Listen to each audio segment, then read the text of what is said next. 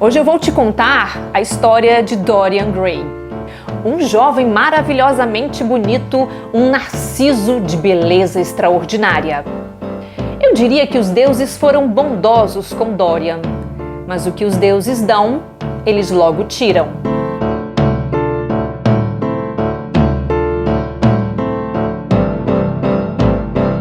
Saudações literárias! Tudo bem? O que é beleza para você? Não sejamos hipócritas, a sociedade sempre valorizou o que é bonito. Mas com o tempo e a experiência, a gente acaba concluindo que a beleza exterior é passageira. E a gente tem que valorizar mesmo é o que vem de dentro. E é por isso que as primeiras páginas de O Retrato de Dorian Gray podem ser chocantes para você. Este é o único romance do britânico Oscar Wilde e nasceu justamente para desafiar o nosso olhar diante do que é belo.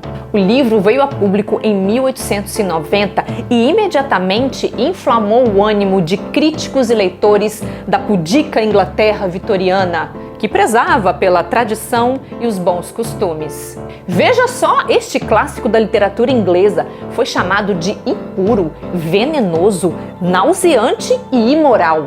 Isso porque Oscar Wilde se valeu da arte pela arte para criar um protagonista que ameaçava a retidão social por adotar uma rotina de escândalos e um estilo de vida nada aceitável na época. O lindíssimo Dorian Gray era um rapaz tímido, ingênuo e que não tinha a menor noção do poder da sua beleza. Isso até ele conhecer os amigos Basil Hallward e Lord Henry Wotton.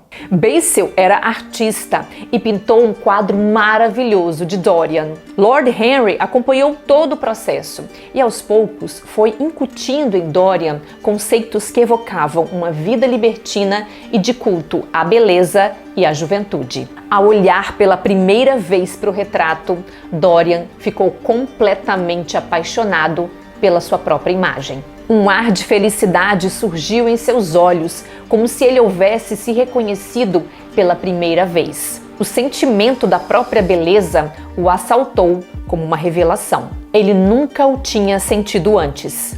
Sim, é óbvia a referência ao mito de Narciso, personagem da mitologia grega que se enamora da própria figura e que acaba definhando até morrer no leito do lago que refletia o seu rosto. Ao pôr os olhos no retrato, Dorian faz uma espécie de prece e, por uma razão misteriosa, é atendido. Como é triste! Eu vou ficar velho e horrendo e medonho, mas o quadro jamais envelhecerá. Se pudesse ser diferente, se eu permanecesse sempre jovem e o retrato envelhecesse, por isso, eu daria tudo.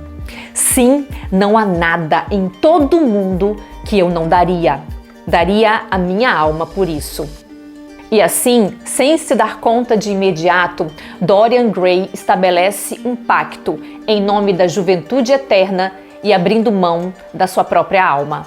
O retrato passa então a envelhecer no lugar dele.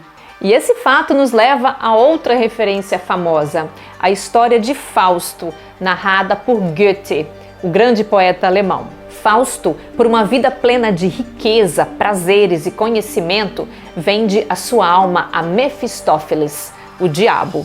Dorian nos parece Fausto e Lord Henry, Mefistófeles. Lord Henry, diga-se de passagem, é um dos personagens mais interessantes e cínicos da literatura. Você se choca ao ver como ele corrompe Dorian com suas ideias ligadas à efemeridade da beleza e aos horrores da decadência física. Ao escolher a beleza eterna, Dorian Gray acaba perdendo o seu jeito simples, natural e afetuoso e se transforma num homem de paixões infinitas, prazeres sutis e secretos, alegrias extremas e pecados ainda mais extremos. Dorian tinha apetites loucos, seduzia homens e mulheres, incutindo neles uma obsessão pelo prazer. Ele corrompia todos de quem se tornava íntimo e de depravação em depravação culminou em um crime.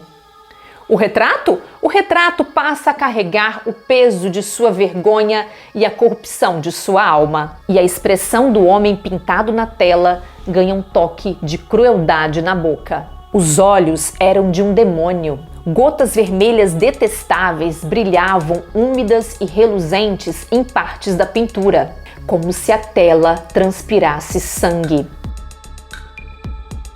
O autor Oscar Wilde era também poeta e dramaturgo, conhecido pelo espírito extravagante e pela inteligência. No auge do seu sucesso, ele foi condenado pública e socialmente pelo simples fato de se sentir atraído por homens. Isso porque relações homoafetivas eram uma prática proibida na Inglaterra do século XIX. E o retrato de Dorian Gray foi inclusive usado contra ele durante o julgamento. Oscar Wilde cumpriu uma pena de 2 anos de reclusão e trabalhos forçados, por atos de flagrante indecência. E então caiu em desgraça. 3 anos depois, ele morreu na miséria em Paris, no ano de 1900. E acredite, tá? Trechos deste livro foram retirados para suprimir qualquer referência a personagens, relacionamentos ou situações consideradas indecorosas. Sendo que aqui, sinceramente, não tem nada demais. É inclusive um texto muito elegante, muito bem escrito, muito bem construído, sabe? Oscar Wilde fazia parte de um movimento que acreditava na arte pela arte.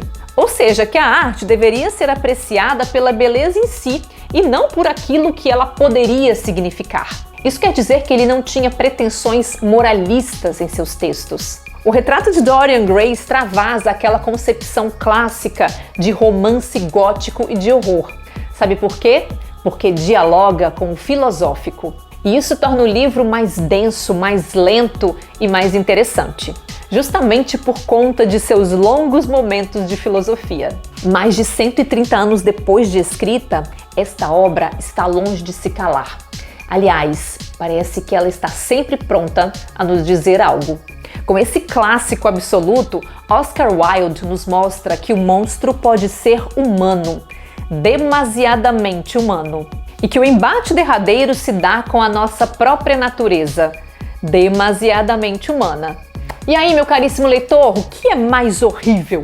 Os sinais da idade ou os sinais da alma? Tá na dúvida? Então ponha os seus olhos no retrato de Dorian Gray e tire as suas próprias conclusões. Um beijo e até a próxima!